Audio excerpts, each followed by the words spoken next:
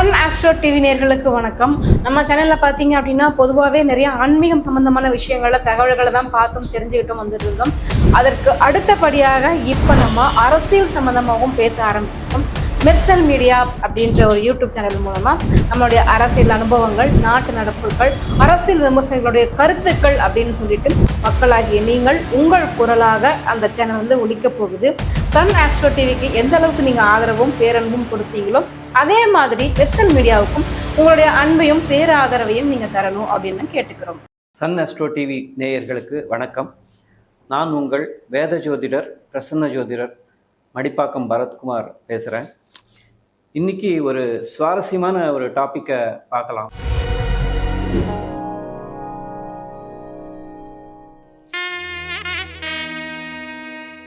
So இன்று மிதுன ராசியினர் அவங்களுடைய 3 காலகட்டம், அதாவது இளமை பருவம், குழந்தை பருவம், இளமை பருவம் மற்றும் முதுமை பருவம், இந்த 3 நிலைகளை பார்ப்போம்.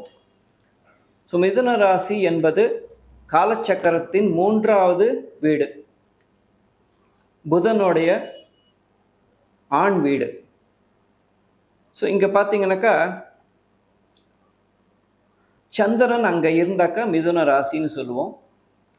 அது மட்டும் இல்லாமல் அந்த புதனின் அமைவு, அதாவது அந்த ராசி அதிபதி புதன் இல்லையா, அவங்க அந்த புதன் எப்படி இருக்காரு ஜாதகத்துலன்றதை முதல்ல பார்க்கணும். புதன் உச்சமாக இருக்காரா, நீச்சமாக இருக்காரா, 6-8 மறையாமல் இருக்கிறாரா, ஆட்சி பெற்றிருக்காரா, அந்த மாதிரிலாம் பார்க்கணும். ஸோ அவரோட வலிமையை பொறுத்தே இந்த குணாதிசயங்கள் மற்றும் பலன்களின் அளவு அமையும். ஸோ இப்போது மிதுன ராசியின் குழந்தை பருவம், குழந்தை பருவம் என்பது ஒரு 15 வயசு வரைக்கும் நம்ம எடுத்துக்கலாம்.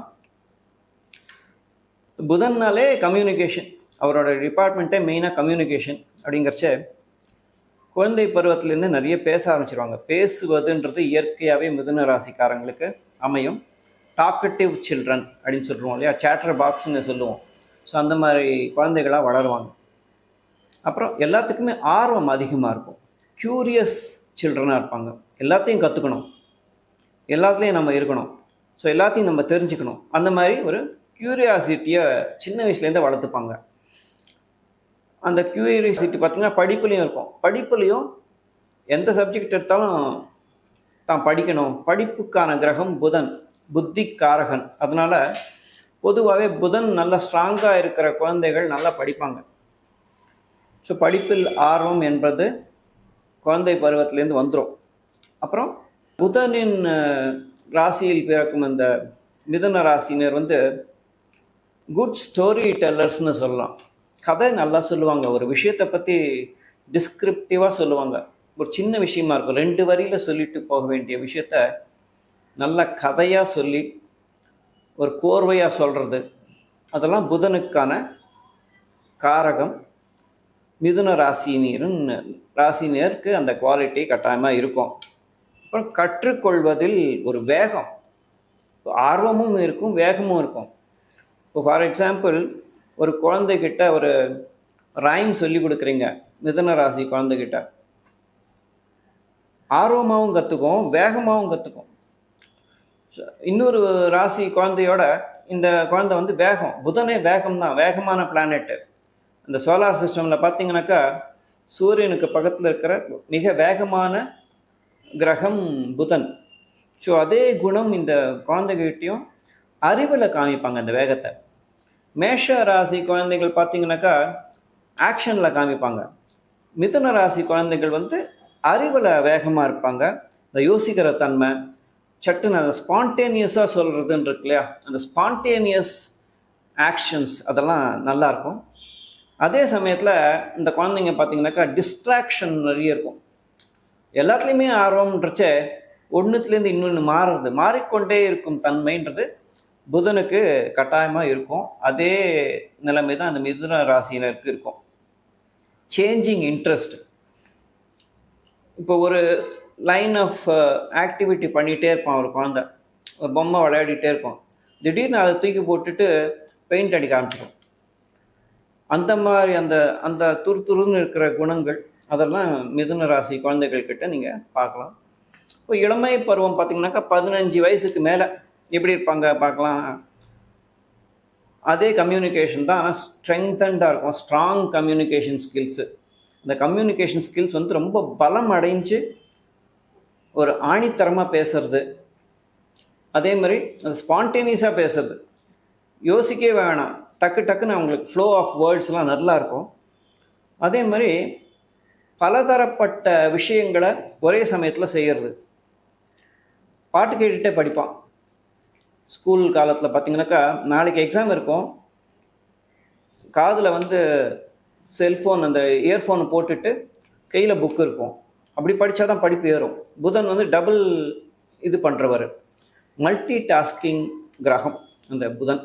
ஸோ அந்த குவாலிட்டி இந்த மல்டி டாஸ்கிங் பீப்புளாக அந்த மிதுன ராசி இளமை பருவத்தினர் இருப்பாங்க. அப்புறம் பார்த்திங்கனாக்கா அடாப்டபிலிட்டி, அதாவது சூழ்நிலைகளுக்கு ஏற்றாற் போல் நம்மளை மாற்றிக்கிறது, அந்த குணம் நல்லா இருக்கும். மிதுன ராசி மக்கள் வந்து இடத்துக்கு ஏற்ற மாதிரி தங்களை மாற்றிப்பாங்க. புதனையே வந்து ஒரு பச்சோந்தி கிரகம்னு சொல்கிறது ஜோதிடத்தில். புதன் வந்து ஒரு பச்சோந்தி கிரகம், அதாவது தீய கிரகங்களோடு சேர்றச்சு அந்த தீய குணத்தை அது எடுத்துக்கும். நல்ல கிரகங்கள் சுப கிரகங்களோடு சேர்றச்சு அந்த சுபத்தன்மையை வாங்கிப்பார். அவர் சுப கிரகமாக மாறிடுவார். நாரதர் கிரகம் புதன். ஸோ இந்த குவாலிட்டி வந்து மிதுன ராசி மக்கள்கிட்ட நிறைய பேர் இருக்கும். இடத்துக்கு ஏற்ற மாதிரி மாறிடுவாங்க. 15 நாள் ஒன்று யோசிப்பாங்க, அடுத்த 15 நாள் வேறு மாதிரி யோசிப்பாங்க. ஸோ அவங்கள வந்து ப்ரெடிக்ட் பண்ணுறதுக்கு ரொம்ப கஷ்டம். ஸோ இது வந்து மிதுன ராசி இளமை பருவம். இப்போ முதுமை பருவம் ஆஃப்டர் 35 ஆர் 45 இயர்ஸ் பார்த்திங்கனாக்கா குடும்பம் அமைஞ்சிரும். அந்த மாதிரி நேரத்தில் பார்த்திங்கனாக்கா அவங்களுக்கு தொழில் கவனம் எப்படி இருக்கும் பார்த்திங்கனாக்கா ஸ்டெபிலைஸ்டாக இருப்பாங்க, ஸ்டெபிலிட்டிலாம் இருக்கும், ஒரே லைன் ஆஃப் கேரியர்லாம் இருக்கும். கல்வித்துறை, எஜுகேஷன், மீடியா, அந்த மாதிரி துறைகள், எழுத்தாளர்களாக மாறுவது, ஒரு டாக்குமெண்டேஷன், புதன்னாலே பேப்பர் ஒர்க்கு, ஓகேங்களா. இந்த ரிஜிஸ்ட்ரார் ஆஃபீஸ்லலாம் பார்த்தீங்கன்னாக்கா இந்த டாக்குமெண்ட்லாம் பண்ணுவாங்க. டைப்பிங், ஓகேவா, கம்ப்யூட்டரைஸ்டு இந்த ஷாப்ஸ் வச்சு நடத்துறது, ஓகே, அதெல்லாம் பண்ணுறது. ஸோ இந்த மாதிரி அட்வொகேட் ஆஃபீஸில் வேலை செய்கிறது. ஸோ இதெல்லாம் புதன் குவாலிட்டிஸ். இந்த டாக்குமெண்டேஷனில் நிறைய பேர் இருப்பாங்க. நடுவர்களாக அந்த ஏஜென்சி பண்ணுவாங்க இல்லையா. புதன் வந்து ஒரு கனெக்ஷன் கிரகம், 2 பக்கத்தை கனெக்ட் பண்ணி விடுற ஒரு நடுவாந்திரமான ஒரு கிரகம்ன்றதுனால மிதுன ராசி மக்களுக்கு வந்து ஏஜென்ட்டை, முகவர் வேலை செய்கிறது நல்லா ஷைன் ஆவாங்க அதில். ஸோ ஏஜென்சி வச்சு நடத்தலாம்.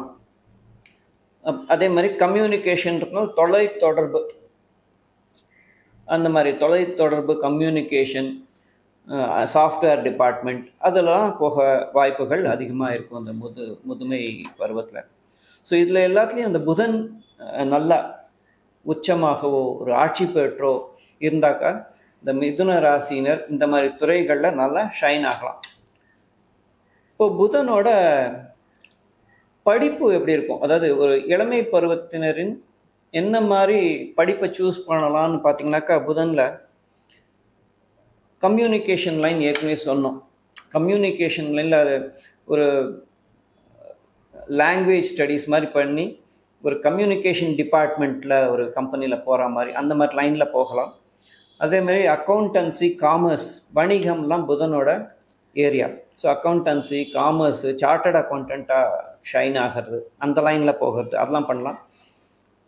அதே மாதிரி கணிதத்துறை, மேத்தமேட்டிக்ஸு, ஸ்டாட்டிஸ்டிக்ஸ், இந்த அனாலிட்டிக்கல் பவர்லாம் நிறையவே இருக்கும் புதன் ராசினருக்கு. ஸோ அந்த கணிதத்துறை, ஸ்டாட்டிஸ்டிக்ஸ் டிபார்ட்மெண்ட்டு அதிலெல்லாம் போகுது. டேட்டா சயின்ஸு, சாஃப்ட்வேரில் அந்த மாதிரிலாம் போகலாம். இன்ஜினியரிங்கும் நல்லா வரும், ஏன்னா மேத்தமேட்டிக்ஸ் தான் இன்ஜினியரிங்கோட அடிப்படை.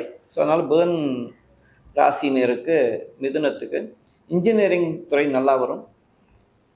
அதே மாதிரி ஆர்டிஃபிஷியல் இன்டெலிஜென்ஸ்னு பார்த்திங்கன்னா அங்கே ராகுவையும் நம்ம பார்க்கணும். புதனோட ராகு எப்படி கம்பைன் ஆகிறாரு, அவர் என்ன அங்கே நல்ல நிலைமையில் இருக்காரா, வலிமையாக இருக்காரான்றதை பார்த்து ஏஐ துறையிலையும் நம்ம போகலாம். ஸோ இதெல்லாம் மிதுன ராசியினரின் அந்த 3 பருவங்களை நம்ம பார்த்தோம். நன்றி.